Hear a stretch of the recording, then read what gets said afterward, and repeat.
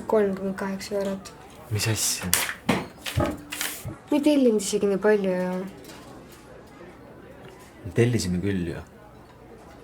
Snäkid ja praed ja magustöödud veinid. No, ega me niisama, meil ikkagi see 1 kuu täis.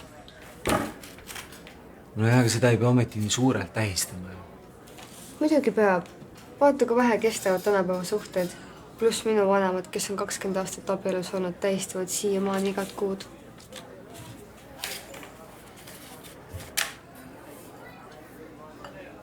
Maksa ära siis.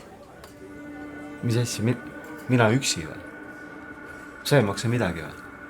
Kuullakene, miks peaksin mina maksma? Come on, ema, see on 138 €.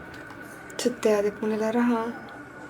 Miks sa tellid siis nii palju, kui sul raha ei ole? Sest sul on raha. Miks pean mina sinu eest kõike maksma? Sest see on elementaarne käitumine daami ees.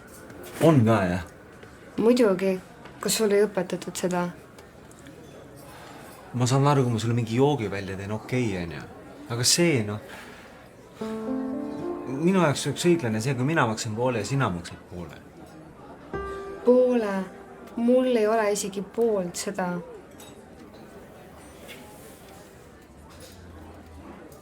Kuule, ma sinu jaoks tegin täna soengut, meiki, valisin kleidi endale. Emma, mina ei palunud sulle ennast üles lüüa. Sa oled ilma meigita nii palju ilus. Ma nägin vaeva. Kas ma meikan kole või? Tead, mulle hakkab tunduma, et seda lihtsalt minuga mu raha pärast koos olla. Kuule, suhtes olemine ongi kallim kui üksi olemine. Suhtes olemine ei oleks kallim, kui me mõlemad maksaksime üksteise eest. Sellepärast seda kutsutaksegi suhteks. Palun maksa ära lihtsalt.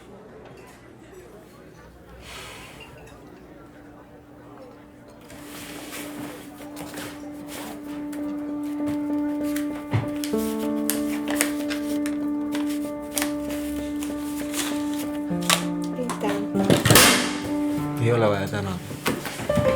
Oota, miks? Ei tule vist midagi välja. Näed isegi, kui erinevad me oleme. Ei, aga erinevad tõmbuvadki ju. Ei tõmbu need midagi, teevad lihtsalt elu palju raskemaks, kui see olla võiks.